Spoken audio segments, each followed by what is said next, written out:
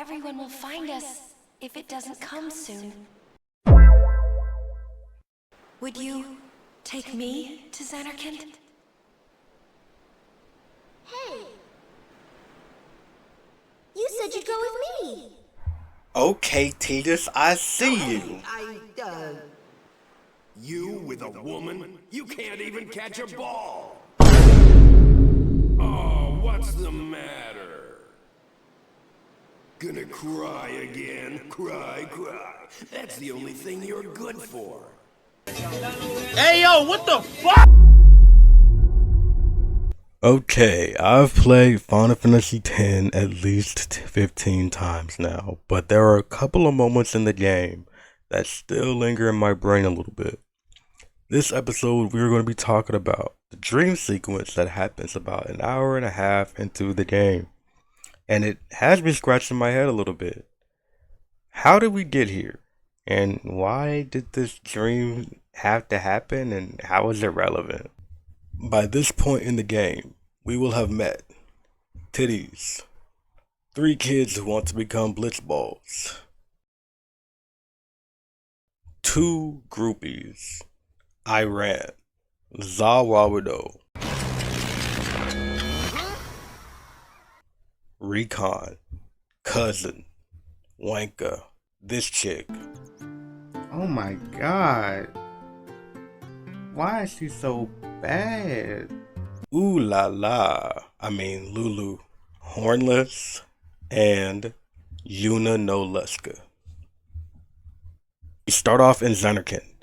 Titus is an ace blitzball player who leads his team to victory most of the time. It was a bad call. Your team lost because of you. You came to say that? And is real popular with everyone, especially the ladies. He's the son of the legendary player named JECHT or JECHT, something like that. And everyone seems to be wearing his merchandise. Too bad he's dead though. Anyway, Titus seems to have no problem with finding some action outside of Blitzball, if you know what I'm saying. The crowds of people are even swarming him outside of the stadium. Keep this in mind for the future. Titus starts his game of blitzball, and everything seems to be going well for him until the city gets struck by sin. Titus and Aaron catch up. They get rid of enemies in their path, and Aaron takes us to... what's this thing again? Well, come to think of it, we've seen what Sin looks like, but we've never seen his, never mind.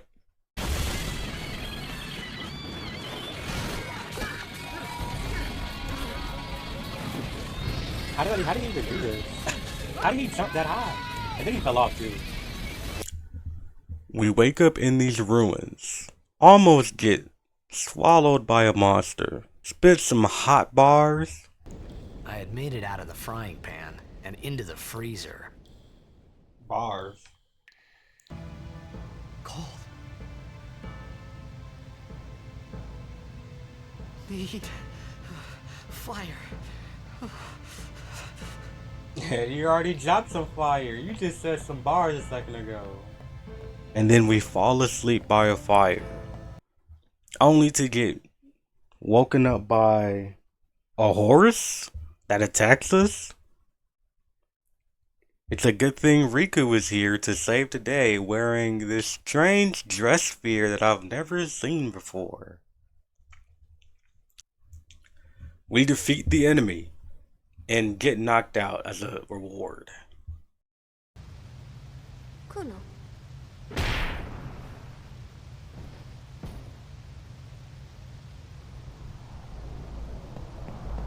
Damn. Someone read me a bedtime story. We awaken on this hard-ass floor of a ship. Seriously? No pillows? Damn, man. Anyways, brother comes out at the ship and talks to us crazy. Right. Whatever. What?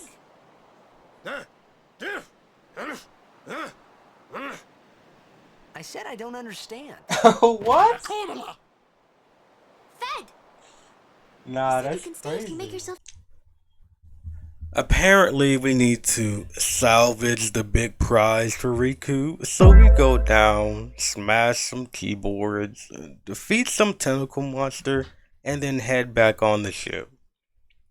We was chilling out until Riku kicks us for some reason. Come on, man. And to make it worse, she gives us some mystery meat and some mashed potatoes. Good enough for me, alright. So Tina starts slurping up Riku's delicacies.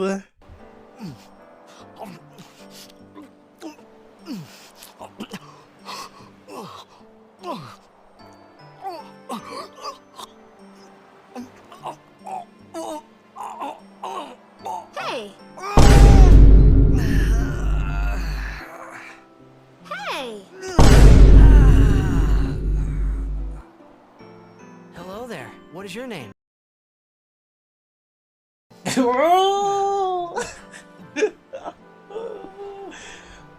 What in the world? It's because you eat too fast. So I told her everything there was to tell about Zanarkand. So we start talking to Riku. We flex our muscles about how we're the star of the Zanarkand Abes that sometimes cries after games we lose. You cried. Well, maybe not that much. Tidus explains what happened at Zanarkand, and by this point I said we know Riku for at least 3 hours or so now, and we only just learned her name a couple of minutes ago. She tells us that Tidus might be cuckoo for Cocoa Puffs because Zanarkand was destroyed 1,000 years ago. Because of Sin's toxin, yeah. You sure? Yeah. You sure? There's no Zanarkand anymore. Sin destroyed it 1,000 years ago. So no one plays blitzball there. Riku says after the conversation, let's go to Luca. I'm sure someone will find you there.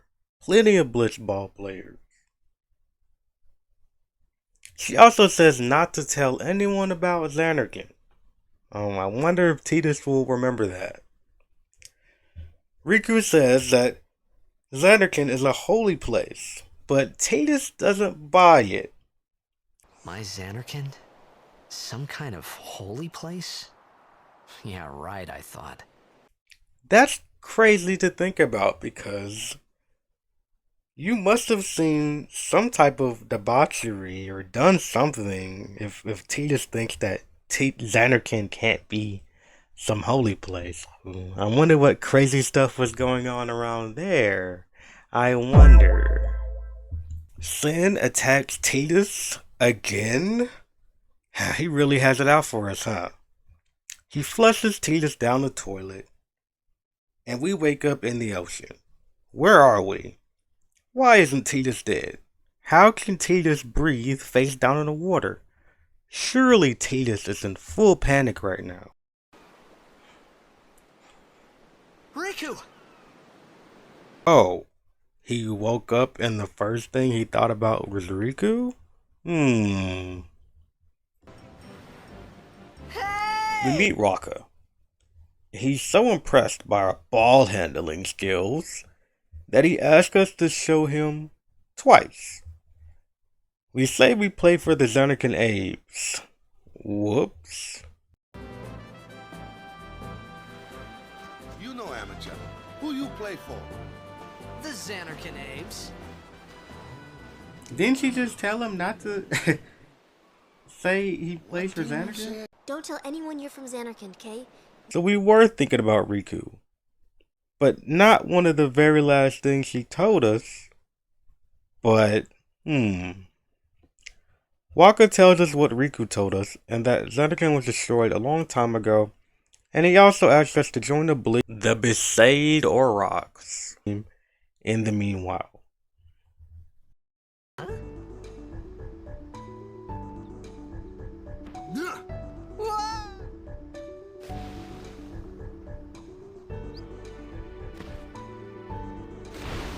What's the big idea? I thought then that Blitzball and Sin were the only two things that Spira and Zanarkand had in common. I wasn't too far off either. Yeah, Titus. Spirit and Zanarkand totally have things in common, like the baddies. You got these two and that Blitzball girl. Oh, she kinda bad though. But on Spirit's side, we got Riku, this chick from the store, Yuna, Kinda bad though. Lulu. Yeah, I totally agree. We got baddies all over. Oh, you meant something else? Anyways, we get to Besaid.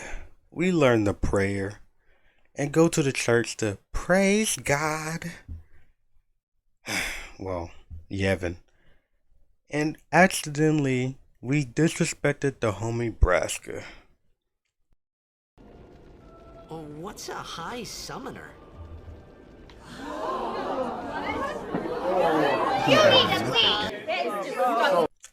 We go to sleep at Wakka's crib and have a dream. No, not that one, not yet. I thought then that Blitzball and Sin were the only two things that Spira and Zanarkand had in common. I wasn't too far off either.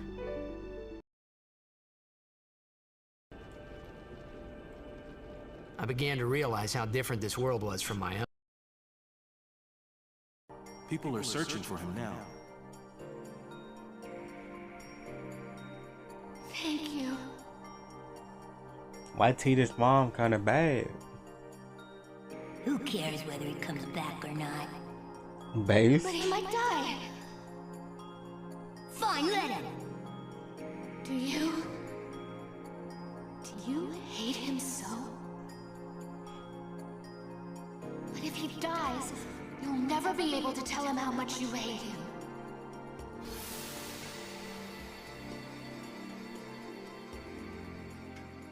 We wake up and find out that a summoner is in trouble in the temple. Titus rushes in as he found out that summoners were important about 30 minutes ago. Wakka escorts us in and we are greeted by a goddess. I mean Lulu. What are you doing here? Didn't think we'd be able to handle it. No, it's, The summoner comes out, and the guy who can't play a brass instrument keeps her from falling. We come out of the temple, and she draws a crowd. What? Ow! wait till you see this. I can't see anything. Why did he grab us like that? What? Lady Yuna summons whatever you name it, and celebrates her transition to full summoner.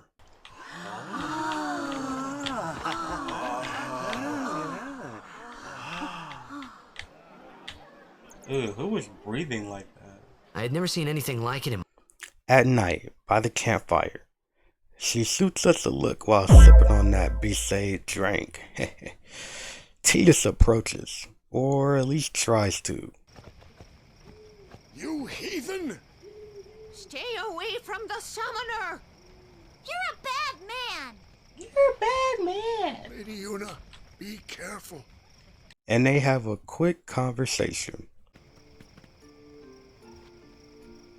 So, tomorrow then. Tomorrow? We're going on the same boat, aren't we? Oh, really? We can talk more. Oh, okay. What does she mean by that? You can tell me all about Zanarkand. Who told her this? She's cute, yeah? Wakka rats us out and says we are from Zanarkand. He was the only guy we told, so he made us look crazy in front of Yuna. Then he Get no says, ideas. don't get No any promises there, ideas? big guy.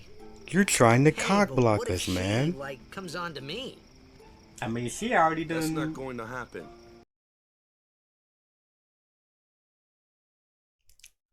Alright guys, here it is. The faded cutscene that we need to dissect. Let's look into it. Let's do a recap first though.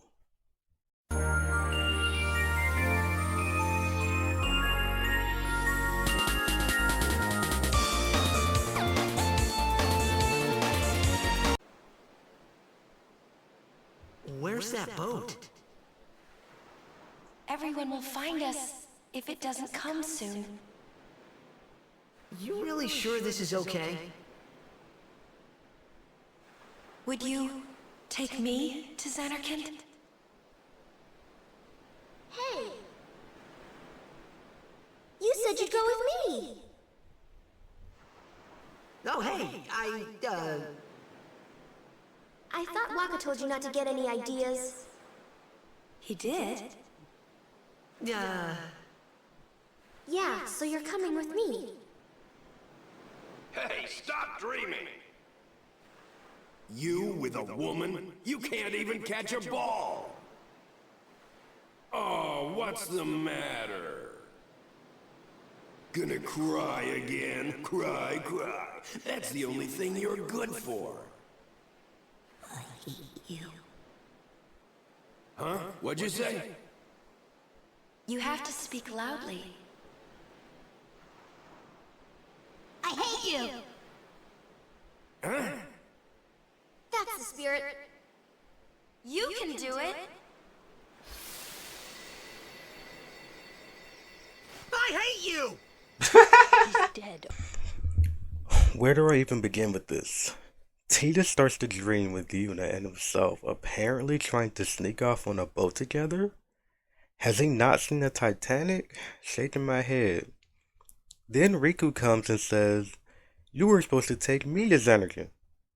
And he's in this weird running animation like he got caught or something. Damn, Titus, you invited 2 girls out to Zanarkand? If it were me personally, I would have taken them both, you know what I'm saying?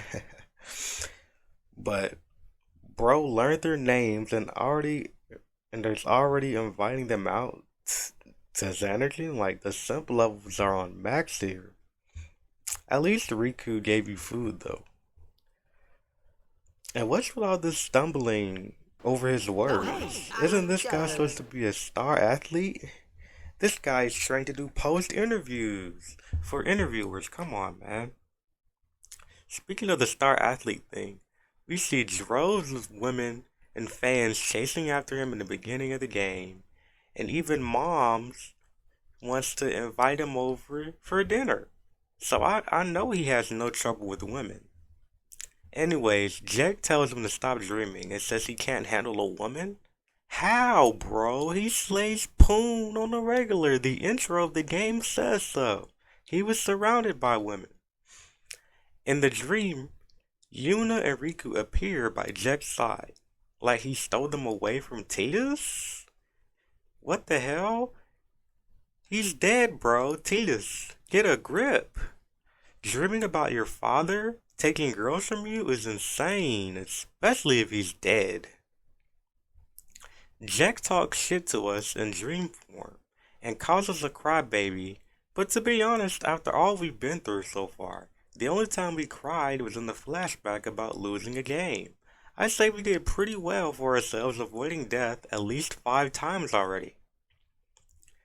The dream ends with Yuna and Riku egging us on to tell us how much we hate JECHT, and the dream proceeds to finish. So what do we make of this? I have a theory. Tidus just had a bad case of blue balls. He already had 2 girls in the stands in Zanarkand, and someone's mom's waiting for him with a cooked meal after the game. He was ready to slaughter some punani tonight, and then Sin came and cock-blocked him. And then when he was making moves on Riku on the boat, Sin came and cock-blocked him again. And then when he was making moves on Yuna, Wakka came and cock-blocked. Combined all this with the weird hate dream he had a couple of hours ago. The hate dream and the wet dream crossed over to where he was trying to seal the deal with two ladies in his dream and cure his case of the blue balls. Of course. Good luck tonight! Make way, make way! Coming through. Lekker verdruk!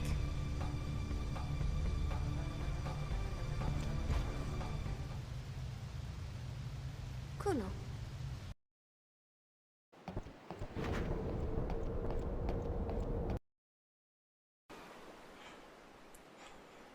Riku! We can talk more. For real though, I have no idea how to interpret this scene. You guys can take my media literacy card and tell me to throw it away because, I don't know. If I looked at it simply, the writers tried to connect the mom dream from earlier where the I hate you line comes in. But they used the two girls he just met and barely knew the names of to get Tidus to say I hate you to his dad by making JECHT cuck him. And this game does have a couple of moments that's relatively similar, so it's not completely out of left field. Wait a minute, how old is Riku again? Guilty! That nigga is guilty! I feel like this game would have been exactly the same if this cutscene was out of the game. But what do I know?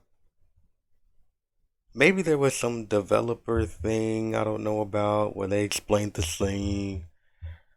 But let me know your thoughts in the comment section below. What do you think of this scene?